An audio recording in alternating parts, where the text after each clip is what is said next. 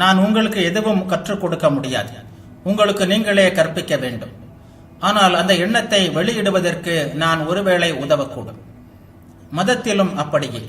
இன்னும் சொல்ல போனால் மதத்தை பொறுத்தவரை எனக்கு நானே குருவாக இருக்க வேண்டும். எல்லாவிதமான பொருளற்ற கருத்துக்களை என் மூளையில் புகுத்த என் தந்தைக்கு என்ன உரிமை இருக்கிறது? இவற்றை என் மனதில் புகுத்த ஆசிரியருக்கு என்ன உரிமை? இல்லை, சமுதாயத்திற்கு தான் என்ன உரிமை? ஒருவேளை அவை நன்மை தரக்கூடியவையாகவே இருக்கலாம். ஆனால் அவை என் வழி இல்லாமல் போகலாமே. தவறான போதனை மூலம் களங்கமற்ற கோடிக்கணக்கான குழந்தைகளின் அக வளர்ச்சியையே கொன்றுவிட்ட பயங்கர கொடுமையை எண்ணி பாருங்கள். வியப்பூட்டும் வகையில் ஆன்மீக உண்மைகளாக பரிணமிக்கக்கூடிய எத்தனையோ அழகிய விஷயங்கள் இந்த குடும்ப மதம், சமுதாய மதம், தேசிய மதம் போன்ற கொடிய கொள்கைகளால் மூளையிலேயே கிள்ளி எறியப்பட்டுவிட்டன. உங்கள் குழந்தைகால மதம் அல்லது தேசிய மதம் பற்றி உங்கள் மூளையில் இப்போது எவ்வளவு திரளான மூட நம்பிக்கை திணிக்கப்பட்டிருக்கிறது என்பதை எண்ணி பாருங்கள். அது எவ்வளவு கொடுமை செய்துள்ளது அல்லது செய்யக்கூடும் என்பதையும் சிந்தியுங்கள். தன்னால் எவ்வளவு தீமை செய்ய முடியும் என்பதை மனிதன் அறியவில்லை. அவன் அறியாமல் இருப்பதும் நல்லதுதான். அறிந்தால் அவன் தற்கொலைதான் செய்து கொள்வான். ஒவ்வொரு எண்ணத்திற்கும் செயலுக்கும் பின்னணியில் எத்தகைய பேராற்றல் புதைந்துள்ளது என்பதை அவன் அறியவில்லை. தேவதூதர்கள் காலெடுத்து வைக்க அஞ்சுமிடத்தில் அறிவியலிகள் விரைந்து செல்ல முந்துவார்கள் என்ற பழமொழி முற்றிலும் உண்மை.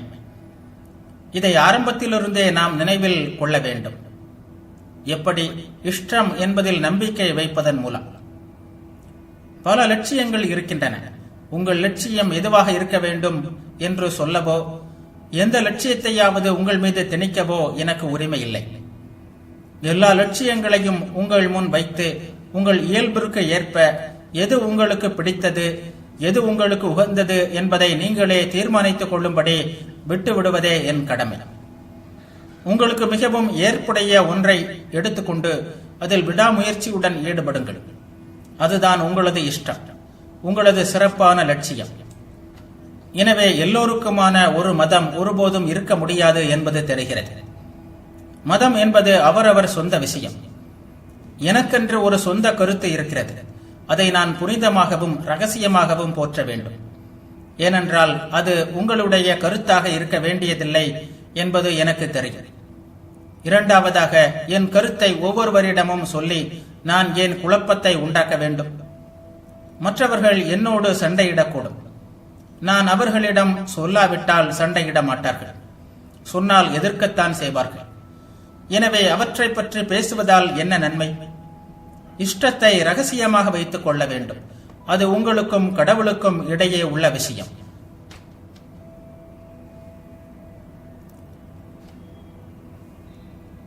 மதத்தின் கொள்கைகளை வெளிப்படையாக மக்களிடம் பரப்பலாம். எல்லோரையும் பின்பற்ற செய்யலாம். ஆனால் மதத்தின் உயர்ந்த பகுதியை, அதாவது ஆன்மீகத்தை அவ்வாறு செய்ய இயலாது. ஆன்மீகம் என்று சொன்ன 5 நிமிடத்திற்குள் ஆன்மீக உணர்ச்சி பெற்று எழ என்னால் முடியாது. வெறும் வேடிக்கையாலும் கேலி கூத்துகளாலும் என்ன பயன்? அது மதத்தை கேலி செய்வதாகும். தெய்வ நிந்தனையும் கூட. அதன் பலன்களையே இன்று நாம் சர்ச்சுகளில் காண்கிறோம். இத்தகைய மத பயிற்சிகளை மக்கள் எப்படி தாங்கிக் கொள்வார்கள்? இது படை வீரர்களின் படைத்தள பயிற்சியை போல் உள்ளது. துப்பாக்கியை தோளின் மீது வையுங்கள், முழங்காலிடுங்கள். அதேபோல புத்தகத்தை கையில் எடுங்கள், முழந்தாளிடுங்கள் என்று எல்லாம் ஒரே வகையில் ஏற்கனவே வகுக்கப்பட்டுவிட்டன. 5 நிமிடம் பக்தி, 5 நிமிடம் ஞானம், 5 நிமிடம் பிரார்த்தனை என்று எல்லாம் முன்கூட்டியே கணக்கிடப்பட்டுவிட்டன. இவை பயனற்றவை, ஆரம்பத்திலேயே தவிர்க்கப்பட வேண்டியவை. இத்தகைய கேலிக்கூத்துகள் மதத்தையே விரட்டி அடித்துவிட்டன. இது இன்னும் சில நூற்றாண்டுகள் நீடித்தால் மதம் என்ற ஒன்றே இல்லாமல் போய்விடும். உள்ளம் திருப்தி கொள்ளும் அளவிற்கு தத்துவங்களை, கொள்கைகளை, கோட்பாடுகளை சர்ச்சுகள் போதிக்கட்டும்.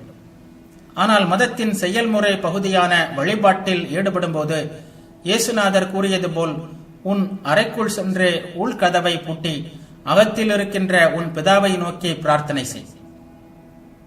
இஷ்டம் என்ற கோட்பாடு இதுதான். பல்வேறு தரப்பட்ட மக்களுக்கு செயல்முறை மதத்தை தரவும் அதன் மூலம் மத சண்டைகளை தவிர்க்கவும்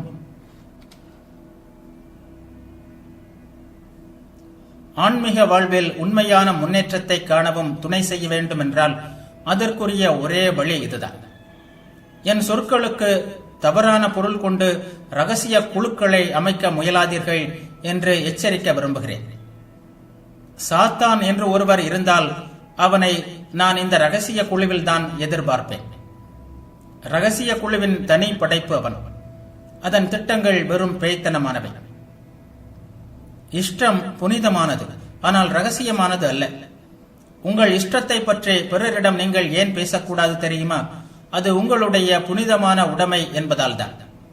அது மற்றவர்களுக்கு உதவக்கூடும், ஆனால் அது பிறரை புண்படுத்தாது என்பது உங்களுக்கு எப்படி தெரியும்?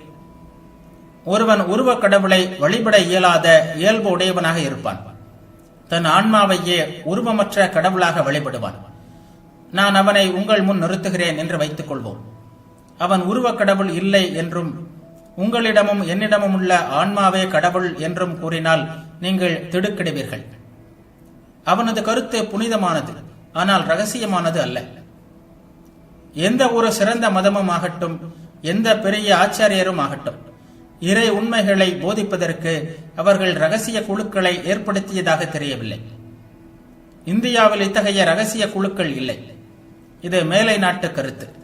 அதை இந்தியாவின் மீது திணிக்க அவர்கள் விரும்புகிறார்கள். இவற்றை பற்றி எங்களுக்கு எதுவும் தெரியாது.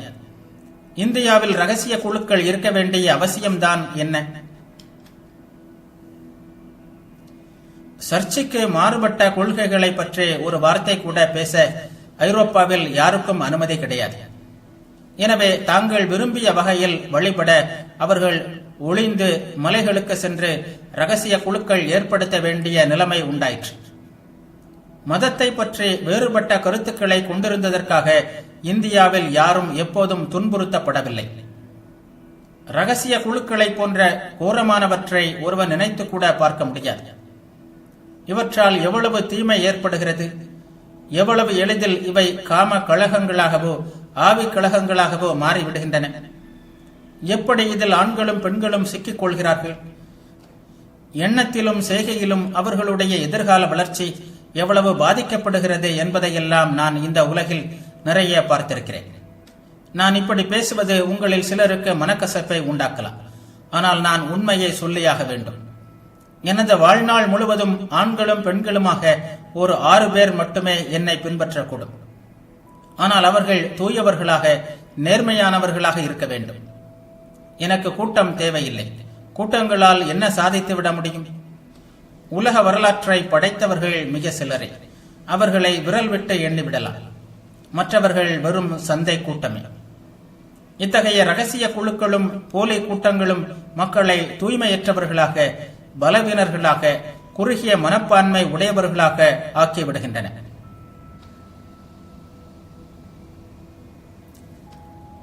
பலவீனர்களுக்கு மனத்திடம் இல்லை. அவர்களால் எந்த செயலையும் செய்ய முடியாது. எனவே இந்த குழுக்களோடு எந்த தொடர்பும் வைத்துக் கொள்ளாதீர்கள். இவையெல்லாம் அடக்கி வைக்கப்பட்ட காமத்தின் வெளிப்பாடு. மர்ம விஷயங்களை பற்றிய தவறான அன்பு. இவை உங்கள் உள்ளத்தில் முதல் முறை தலை தூக்கும் போதே அதன் மீது ஓங்கி அடித்து ஒழித்து விடுங்கள்.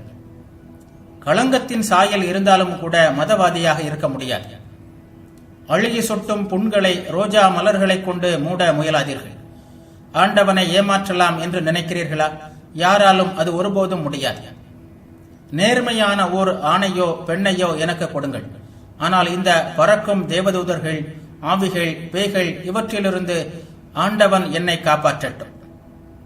என்னாலும் எல்லோரிடமும் ஒரே தன்மையராக, எல்லோருக்கும் உரியவர்களாக, இனியவர்களாக விளங்குங்கள். இயல்புணர்ச்சி, இன்ஸ்டிங்க்ட் என்று ஒன்று நம்மிடம் உள்ளது. அது மிருகங்களுக்கும் நமக்கும் பொதுவாக அமைந்துள்ளது. உடலின் ஒரு எந்திர கதி அது. அதைவிட ஒரு உயர்ந்த வழிகாட்டி நமக்கு உண்டு. அது நமது பகுத்தறிவு. அது பல உண்மைகளை தொகுத்து ஒரு பொது விதியை நிறுவுகிறது. அதற்கும் மேல் ஒரு அறிவு சக்தி இயங்குகிறது. அதுதான் உள்ளுணர்வு, தெய்வ பேருணர்வு. அது பகுத்து அறிவதில்லை. இமை பொழுதில் ஒரு மின்னல் வீச்சில் எல்லாவற்றையும் அது அறிந்து விடுகிறது. அறிவின் மிக உயர்ந்த நிலை அது. ஆனால் அதை இயல்பு உணர்ச்சியிலிருந்து பிரித்து அறிவது எப்படி? அது மிகவும் கடினம்தான்.